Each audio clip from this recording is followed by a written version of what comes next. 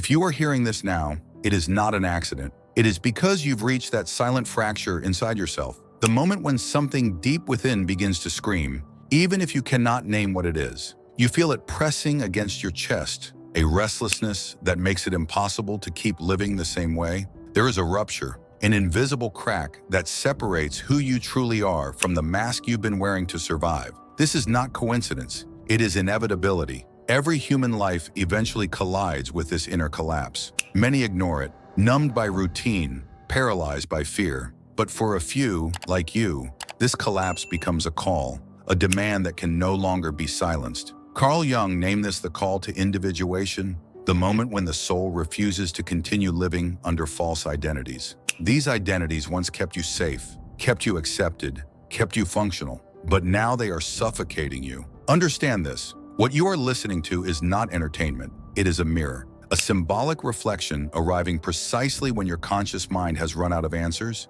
yet your unconscious already knows the truth. It is time.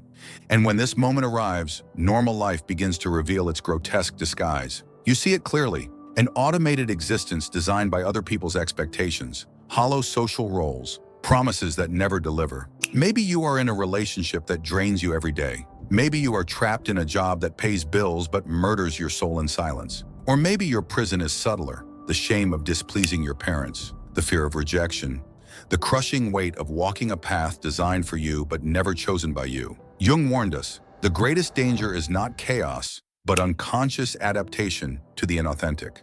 The catastrophe is not a sudden collapse of the world outside. It is the slow death of living a life that was never yours. That is why the call arrives through suffering. When the psyche whispers through dreams, quiet crises, exhaustion, and is ignored, it raises the volume. What was once discomfort grows into despair. Doubt mutates into anguish. Fatigue becomes collapse. And then something strange begins. You start attracting the exact messages you need to hear. Not because the universe is casting magic, but because your psyche is searching for keys to escape its prison. That is why you found this. The unconscious speaks symbolically, and it speaks when the ego is finally ready to listen. You may believe you stumbled upon this video by chance, but chance has nothing to do with the soul. This message reached you because you were ready to receive it. What follows is not a solution, not a formula, not self-help. It is confrontation. It is a summons to face what you have avoided. The fear, the guilt, the anger, the shame. These feelings are not defects. They are signals that the structure of your current life has collapsed. You are not broken. You are being forced to be born again, and this cannot be postponed. Most people exist as obedient zombies. They wake, they produce, they consume, they repeat. They confuse common with normal. They confuse functioning with living. From the beginning, you were trained to follow rules, to seek stability, to fit in. The instructions were clear. Be grateful, be quiet, do what is right, but right for whom? In The Undiscovered Self, Jung wrote that the greatest threat to the individual in modernity is not misery or madness, but massification. The reduction of the human soul into a statistical unit, a replaceable cog. When you feel suffocated by your routine, that suffocation is not failure. It is the scream of your soul. This is not you. You may have done everything correctly, graduated, found work, found love, shared smiling photographs, and still you feel empty, like a spectator to your own life. That detachment is not illness, it is consciousness knocking at the door. The persona you built for survival is now too small to contain life. The normality you were sold is a polished trap. It trades you little bursts of comfort, social approval, a paycheck, parental pride, in exchange for your freedom. Over time, the price is steep.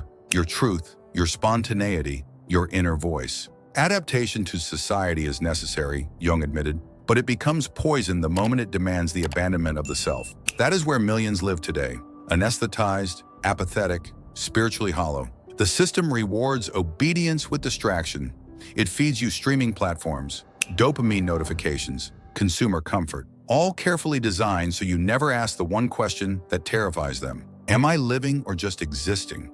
This lie creates an illusion of safety, while inside you already sense the fracture. Perhaps you try to smother it with productivity, with shallow connections, with endless entertainment. But nothing silences a soul in revolt. And when you begin to question, society gaslights you. It's just stress, just anxiety. Take a vacation. breathe, but you know this is not mere fatigue. It is despair. Something is rotten in the structure of your life. Not because you are failing, but because you are awake enough to see that the structure itself is false. Jung warned, the unlived life is a disease from which you can die, and countless people are already dying, slowly, day by day, trapped in narratives they never wrote. But collapse is also doorway.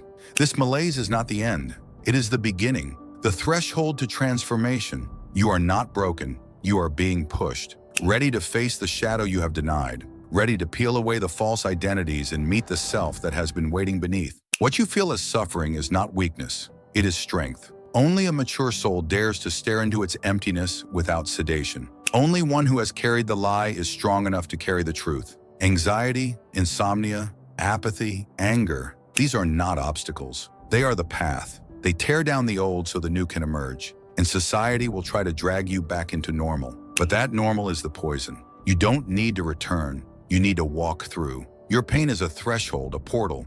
Resist and you calcify into chronic suffering. Listen, and it becomes initiation. It is not comfortable, it is not pretty, but it is real. And that is why you are here right now, listening. Because your soul is finished with half measures. It is demanding wholeness. And once you begin to listen, something inevitable happens. You start to notice the strange precision of timing. The book that appears exactly when you need it. The conversation that echoes your hidden thoughts. A video like this that surfaces when you are standing at the edge. This is not coincidence. Jung called it synchronicity, the moment when outer reality mirrors inner transformation. The unconscious, alive and intelligent, arranges symbols in front of you not to enchant you, but to force recognition. A dream that repeats, a lyric that feels written for you, an image that refuses to leave your mind. These are not accidents. They are signals. The unconscious whispers because it knows the ego resists. It does not argue with logic. It moves with symbol. It draws you down paths you would never choose with reason, and in that haunting clarity you feel, this is for me. Ignore these signs and you return to sleep. Follow them and you step into alignment. Jung warned, until the unconscious is made conscious, it will direct your life and you will call it fate. But when you pay attention, the unconscious shifts from hidden enemy to subtle ally. It begins to guide you with eerie precision. This moment is one of those signs. You did not arrive here by mistake. Your psyche dragged you here because the next step is waiting. But that step is not safe. It is the leap, the plunge into the unknown, where the old identity dies and the authentic self begins. Jung described it as facing the dragon, the archetype of resistance. The dragon tells you, you are not ready. You will lose everything. You will regret this. It floods you with visions of failure because it knows that if you leap, it dies. The ego fears symbolic death more than anything. But fear is not a warning to stop. It is proof you are at the threshold. Fear marks the exact spot where transformation begins. To cross, you must confront what you buried. The fear of rejection, the grief of letting go, the shadows you tried to deny. The crossing is brutal. It strips away the polite illusions. But once you stumble through, trembling, uncertain, raw, you discover life on the other side. Not survival, not performance, but presence. Understand this. No one is ever ready to leap. Readiness is a myth. The only requirement is exhaustion with the lie. A refusal to keep pretending. That is enough. This is the dividing line between those who remain half asleep and those who awaken. And if you are still listening, it means you already feel the urgency. The only question left is, what chains are still holding you back? Here lies one of the hardest truths. No one is coming to save you. Not a partner, not a parent, not a mentor. The savior you wait for is the fantasy of a wounded child. But you are no longer that child. You are the adult. And the adult must walk this path alone. Individuation cannot be outsourced. Every choice, every fall, every rebirth must be yours. Responsibility is not blame. It does not mean you deserved what happened to you. It means that from this moment forward, healing depends only on you. The system profits from your passivity. It thrives when you wait, when you obey, when you keep sedating yourself with distractions. But you have waited long enough. This is the call to radical responsibility, to stop outsourcing your freedom, to stop waiting for permission, to act. The ego will say it is impossible, too risky, that you are unprepared. But the ego only wants to survive. Your soul wants to live. And that is why taking responsibility is not punishment. It is liberation. The moment you stop expecting rescue, you begin to rebuild yourself in silence. No audience, no guarantees, only dignity. On the other side of this responsibility lies the question that terrifies most. What exists beyond the fear? Jung's answer was simple: real life. The one you buried under obedience and appearances. The one you postponed for too long. To reach it, you must cross the line of fear. Fear is the gatekeeper. Beyond it waits your true self. The persona you built once protected you. Now it confines you. The only key is hidden in the place you avoid most, within the fear itself. The emptiness, the despair, the anguish. They are not enemies, they are guides. They are the soul pulling you toward the life that belongs to you. You have felt this all along. The question is not whether you are ready, you never will be. The question is, will you keep dragging yourself through a life that poisons you, or will you cross? There will be no savior, no manual, only the choice. And the choice is here now. Crossing begins not with action outside,